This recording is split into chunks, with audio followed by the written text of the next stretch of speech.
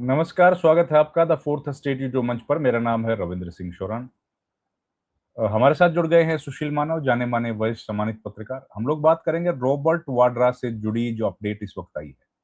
Robert Vadra, आप जानते हैं कि राहुल गांधी के बहनोई हैं, उनके जीजा हैं, प्रियंका गांधी वाड्रा के पति हैं। उनके खिलाफ समन इश्यू हुए हैं। तो समन इश्यू हुए हैं, क्या गिरफ्तारी की तलवार भी लटक गई है? क्या गांधी परिवार को घेरने की कोशिश की जाएगी? कल ही हमने देखा था कि एक अन्य मामले में भूपेंद्र सिंह हुड्डा, उनके खिलाफ भी मामला जो है वो चार्जशीट दाखिल हो उस दिशा में चल पड़ा था। तो इस पूरे घटनाक्रम पर बातचीत करेंगे, क्या अलग-अलग मामले हैं।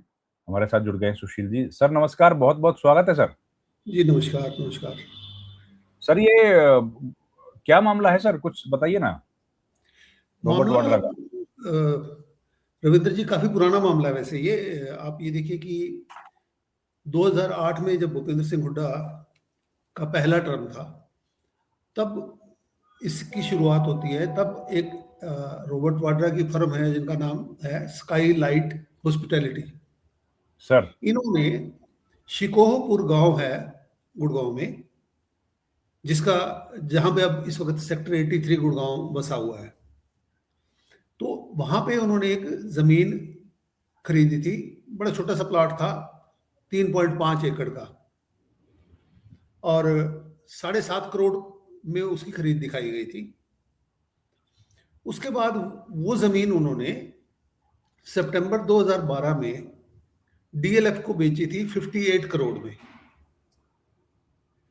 ये जी। मामला 2012 में इसलिए नोटिस में आया जब आईएएस ऑफिसर अशोक खेमका ने अक्टूबर 2012 के अंदर इसकी जो म्यूटेशन थी उसको कैंसिल कर दिया राइट। कि ये जो रूल्स हैं रेवेन्यू के उसके खिलाफ है, तो उन्होंने इसको कैंसिल कर दिया था। हालांकि बाद में उस वक्त के मुख्यमंत्री भूपेंद्र सिंह हुड्डा ने उनको उस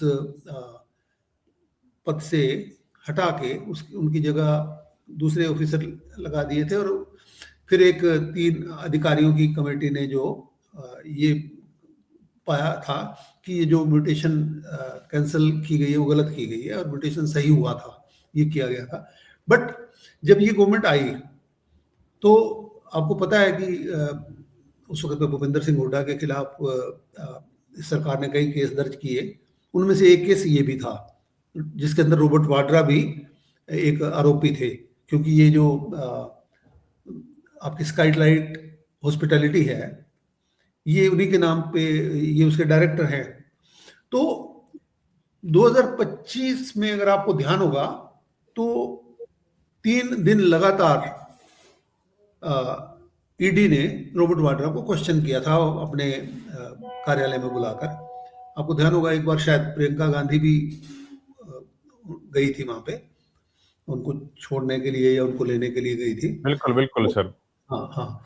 तो अब जो चार्जशीट फाइल की गई है बेसिकली वो, क्योंकि कोर्ट का एक प्रोसेस होता है, तो जब ईडी अपनी इन्वेस्टिगेशन को कंप्लीट कर लेती है, या जब सीबीआई या कोई भी एजेंसी जो होती है, जांच एजेंसी होती है, जब वो अपनी जांच को कंप्लीट कर लेती है तो वो एक, हम आम भाषा में उसको चालान पेश करना भी बोल देते हैं, बट लीगल लैंग्वेज में वो चार्जशीट होती है। तो वो चार्जशीट आज जो है वो दाखिल कर दी गई है।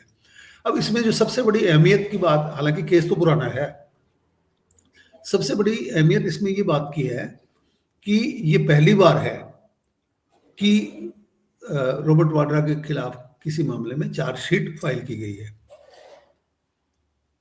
अच्छा, तो चार्जशीट फाइल हो गई है, आज हुई है सर? हाँ जी हाँ जी हाँ और इनको समन किया गया है?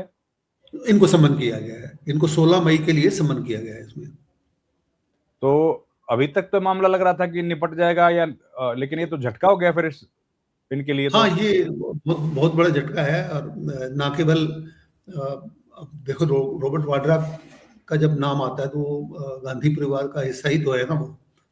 सोनिया बिल्कुल, गांधी बिल्कुल। के दामाद हैं, तो गांधी परिवार के लिए भी झटका है ऑफ कोर्स। और ये ऐसे समय पे आ रहा है सर तो इसके पीछे कोई राजनीति भी देखते हैं क्या आप?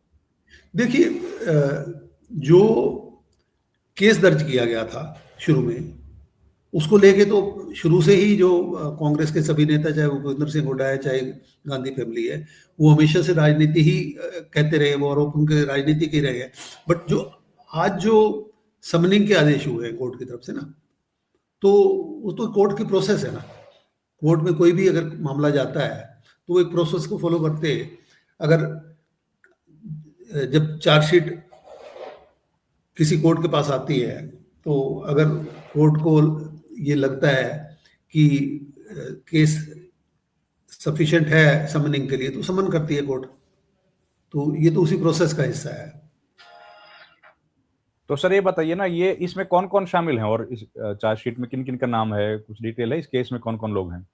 हाँ, इस मामले में बेसिकली क्योंकि ये भूपेंद्र सिंह हुड्डा के समय का है, तो और दूसरा इसमें पार्टी एक डीएलएफ भी थी, और डीएलएफ को जहाँ तक मेरा ध्यान है शायद हमने पीछे किया भी था कि उनको इसमें क्लियर कर दिया गया था इस केस में। तो इन नहीं, और कौन इंडिविजुअल्स कुछ अगर जानकारी में हो? मुझे और अभी इस वक्त कुछ ज्यादा जानकारी नहीं है, पर मुझे स्टडी करना पड़ेगा पूरा। बट ऑफ कोर्स सम्मन जो है इसमें, जो अभी आज समाचार आया उसमें यही था कि रॉबर्ट वाड्रा को 16 तारीख को सम्मन किया गया, 16 मई को। 16 मई को समन किया गया। तो हाँ, इसमें कई भूपेंद्र हुड्डा या और कोई पॉलिटिशियन या कोई ब्यूरोक्रेट भी शामिल होगा सर इसमें? तो फिर ये देखिए, जब कोर्ट में ये मामला सुशील जी उससे अलग है क्या, जो ढींगरा कमीशन बैठा था और उसने क्लीन चिट दी थी, उससे अलग है क्या ये मामला? ये मामला आपको मैं बता रहा हूं कि जो 2012 अक्टूबर में आईएएस ऑफिसर अशोक खेमका ने, हाँ। बेसिकली उन्होंने इसको उठाया था, इस केस को। और उन्होंने ये पाया था कि जो म्यूटेशन थी वो गलत हुई है। अच्छा। और गवर्नमेंट को भी भनक लग गई थी कि वो क्योंकि क्योंकि उन्होंने तहसीलदारों से वो रिकॉर्ड मंगवाया था, तो गवर्नमेंट को भी इसकी भनक लग चुकी थी। तो गवर्नमेंट ने उनको ट्रांसफर कर दिया था। और ये भी आरोप, जो जो 3 मेंबर की कमेटी बनाई गई थी अधिकारियों की, उसने ये पाया था कि जब उनका ट्रांसफर हो गया था, जब उनको रिलीव हो जाना चाहिए था, उसके बाद उन्होंने उस म्यूटेशन को कैंसिल किया। अच्छा। क्योंकि क्योंकि जब खेमका जी ने कंसर्न तहसीलदार से रिकॉर्ड मंगवाया होगा, तो ये सूचना सरकार तक भी पहुंच गई होगी कि वो पर्टिकुलर उस केस का जो है रिकॉर्ड मंगवा रहे हैं। तो उसी दिन गवर्नमेंट ने इनके तबादले के आदेश कर दिए थे इमीडिएट इफेक्ट से। तो ये इतना लंबा क्यों लग गया सर टाइम इसमें? 2012 का केस है, अभी 26 में हम लोग बैठे हैं, 14 वर्ष। नहीं, आप ये देखिए, 2012 का केस है, उस वक्त तो कांग्रेस की ही सरकार थी। ठीक है। ये तो जब बीजेपी 2014 में आई है, तो उसके बाद ये केस 2016 में दर्ज किया गया था। ईडी ने किया था? हाँ जी, पहले शुरू में सीबीआई ने किया था। सीबीआई केस जब जब कोई सीबीआई केस ऐसा दर्ज करती है जिसके अंदर मनी लॉन्ड्रिंग का भी आरोप बनता हो, तब ईडी पिक्चर में आती है ना। तो अभी जो समन किया है वो ईडी ने किया है कि सीबीआई ने किया? ईडी ने नहीं, ईडी कोर्ट ने। ईडी, हाँ ईडी कोर्ट ने। हाँ, ईडी वाले मामले में हुआ ना सब, ईडी सीबीआई वाले में नहीं हुआ है? ईडी वाले मामले में। सीबीआई वाले मामले में नहीं हुआ ना, ईडी में नहीं हुआ नहीं, है। ये ईडी वाले मामले में है। ये तो मामला बहुत ऐसे टाइम पे आया है, इलेक्शंस का समय चल रहा है। हाँ, और of course of course of course. तो ये तो थोड़ा सा इनके लिए खतरा है सर। बिल्कुल बिल्कुल। बट अभी क्योंकि ये समनिंग हुई है, उसके बाद केस तो क्योंकि उसमें नो एविडेंसेस, आरोपियों को कोर्ट का समन है, 9 आरोपी हैं कुल।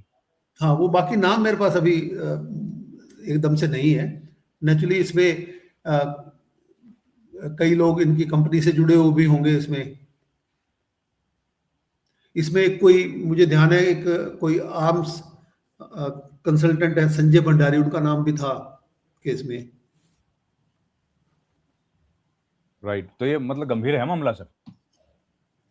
मामला तो ऑफ कोर्स मनी लॉन्ड्रिंग के केसेस तो सभी हम देख ही रहे हैं, ईडी के मामले तो सभी गंभीर होते हैं, क्योंकि इसके अंदर ईडी के मामले में तो सब बरी हो जा रहे हैं।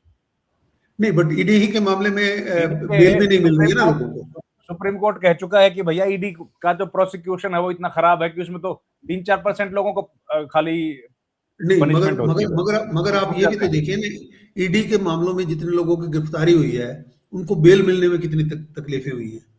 वो तो सही है, परेशानी तो हाँ, हो रही है, लेकिन परेशानी तो हो ईडी रही है। प्रोसिक्यूशन के लेवल पे एक बहुत ही कमजोर एजेंसी साबित हुई है अभी तक। ये आपकी बात सही है, बट सवाल ये है कि प्रोसिक्यूशन से पहले की जो स्थिति है, अगर अगर किसी को गिरफ्तारी होती है किसी की, तो उसके अंदर बेल मिलनी बड़ी मुश्किल हो रही है इसमें ना।